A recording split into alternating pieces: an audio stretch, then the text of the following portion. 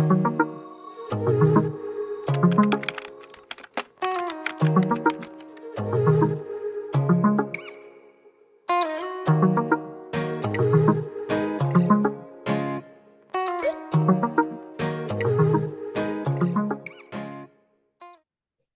so welcome everybody. It's Colleen Wilson here, and sure, I am so super excited to be where I am in Dr. Lineas' book. We are slowly moving through the chapters, and we're at chapter 7 now of Heal Your Nervous System. And this is the first step in her 5-step plan. And the first step is on awareness. Now, my work in transformational spaces starts with awareness. So as I've said in previous sessions, there's just so much relating for me from what I do, how I coach, how I train, how I mentor, how I guide, and Dr. Lineas' work. So lots and lots of alignment. And awareness is key. Awareness is, until we're aware, we don't know what we don't know, right? So awareness is absolutely fundamental to any transformational and healing journey. So awareness is step 1 of Dr. Lineas' Heal Your Nervous System 5-step to nervous system regulation process. And that's what we're going to dive into in this session. So awareness is really just about recognizing our nervous system patterns. Pattern recognition is what we used to call it in our EQ. When I did EQ certification, we would teach people about pattern recognition. So awareness, according to Dr. Lineas, is about learning to track the patterns and the signals that are sent from our body. And we track them moment by moment and then train our stress response. So it's awareness about our states of arousal and how that's playing out in our lives. So I love the quote. It reminded me of this quote by Viktor Frankl, because Dr. Lineas talks about awareness giving us the gap. So between something that really annoys us or really makes us scared or really frustrates us or puts us into any state of hyper or hypoarousal, any emotional state that is activated, underactivated, there is some trigger, there's a stimulus. And that happens, be it being cut off in the traffic, having a child scream at you, having your boss keep on favoring your colleague, whatever the stimulus is. There's the skill is to bring a space in, a gap in, to buffer between the thing that triggers us and our reactivity. And in that space, we have a choice about how we respond rather than react. And Viktor Frankl's quote is, remember this now, between stimulus and response, there is a space. And in that space is our power to change our response. And in our response, in the change of our response, lies our freedom. So that just fits directly into this work. And I talk about it in terms of getting into the driver's seat of our own car. So when we are driven by our emotions, they are driving. They're in the seat and they are going wherever they want to go. And when we stop and take control back of our reactivity and we respond, we hop into the driver's seat and we choose the direction that we're going to go in. So the awareness step is around tracking our reactivity, how we feel when something happens. So we start to become witness and observer in our own lives. And then we can choose our response. So instead of going into default processes, like I used to say as a young mother, I used to scream so much that I would like pop a vocal cord. That's how I used to explain it. From like blood vessels would pop out of my eyes. And then I did the work and then I became a parent coach.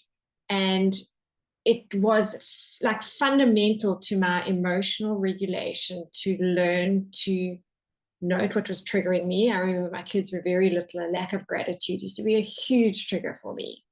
And note that trigger so that when it happened, it's like, okay, there's a bit of a like, a neon light flashing, warning, this can go badly.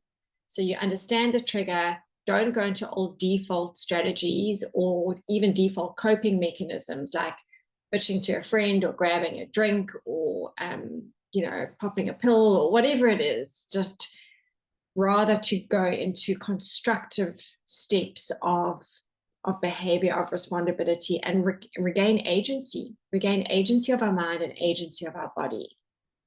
So this is talking into mindfulness practices, becoming aware of feelings, becoming aware of sensations in our body, and then cultivating a regulated emotional response. And she gives us a couple of steps to do that. So becoming the observer of our own reactivity patterns. I think of it in terms of being a witness to our own lives, being the observer. I love that concept. So when we're able to actually watch ourselves and see ourselves, we're able to go, okay, I'm joining the dots here. I see that when this happens, I feel that and I do that. And there's such power in that. It sounds simple and it becomes simple when you practice at it. But that's it, becoming the observer. When you are the observer, you're able to clock triggers that you might not even know that were triggers.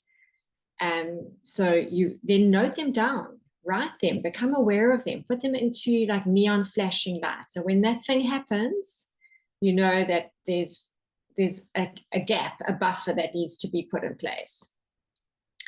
Then choose a practice of responding over reacting. You might choose to pause or practice breath work or walk away for a moment or whatever it is that works for you, just to practice that respondability over that reactivity.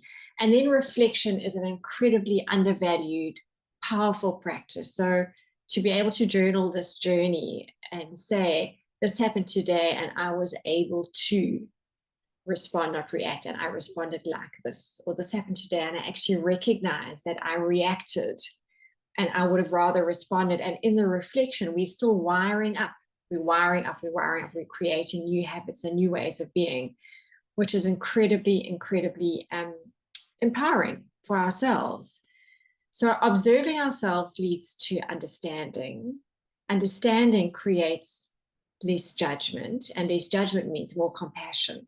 And then we start doing life from our heart space. And there's something incredibly healing and nurturing to the nervous system of us coming from places of compassion for ourselves and others.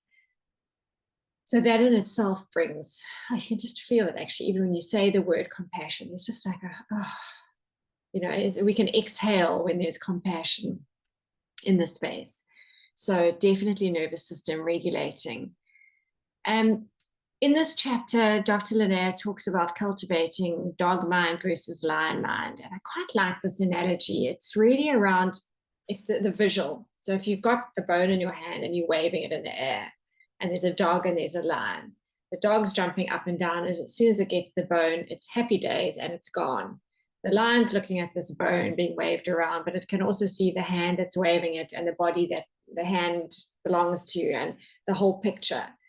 The lion's not just taken in by the bone. So if the bone is our emotions, then are we the dog just grabbing hold of that emotion and running, or are we the lion and able to look at the big picture? So this just helps us to bring perspective to situations, which I think is a powerful metaphor or analogy to think about. Do we want to behave like the dog or the lion? Small picture, big picture, reactivity, respondability. In one, there's no choice, dog mind, reactivity, no choice. When there's respondability, lion mind, there's choice. And in that, there is freedom. So in the nervous system book is the arousal awareness elevator. So Dr. Lineas talks about the different states of our nervous system: purple, blue, green, yellow, red.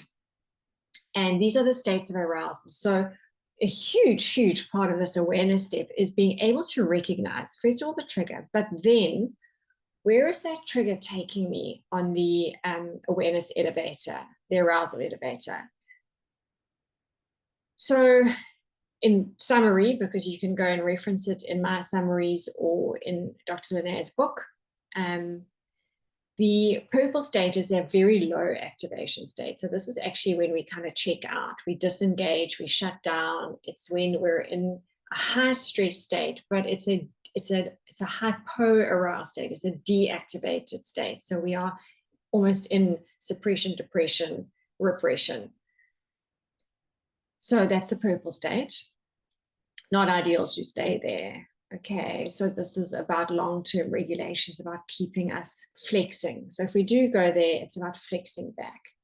The blue state is our state of deep rest, cellular restoration. It happens in sleep, it happens in meditation. It is really just the repair state. Green is like, I always call it flow state. Green is where we're in sync, things are working well, we are focused, we are clear, we are engaged, and we are just, in that beautiful, regulated state of flow. Yellow is when we're starting to get on the treadmill, starting to get a bit activated, can come with a number of emotions that are starting to rise up. There's a lot of doing here. We're going, and stress responses going up. And then if it goes into the red state, then that is when we are like literally sprinting on the hamster wheel, and we are at full tilt, hyper aroused, and extremely activated. So look at the trigger, understand where it takes us on the awareness arousal elevator, and then what do we need to do in order to come back? So it's not about not being aroused. It's not about not getting into yellow and red states ever. That is not the goal. We actually need those states sometimes. We especially need them if we're running away from a rabid dog, or trying to get a last minute proposal in, or just a number of things. We have to go into those states, and we always will. We're not going to stay out of them. That's not the goal. The goal is about flexibility of response. So getting us back into green and then blue states to go to have a good, healthy sleep, a restorative sleep. So our stress resilience lies in the flexibility, the ability to escalate and de-escalate, and escalate and de-escalate. So we don't get stuck there. We come back quickly and we come back well. So just to reiterate that, nervous system regulation is not about maintaining constant calm or relaxation, but rather about learning to flow with life's ups and downs.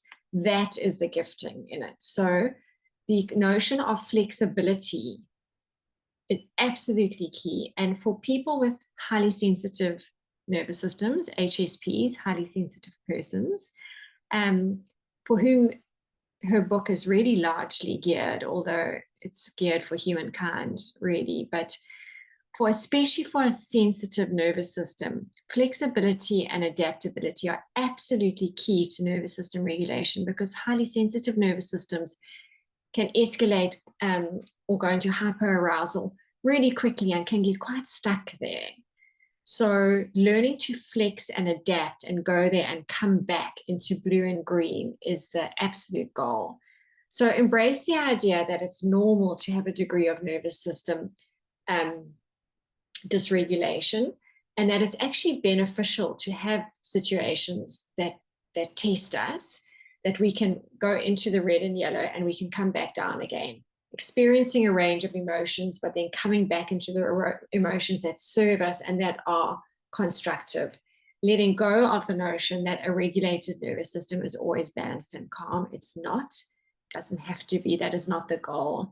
And striving for flexibility and adaptability, allowing ourselves to navigate life's challenges with grace and agility, as Dr. Lineas says, and I love that.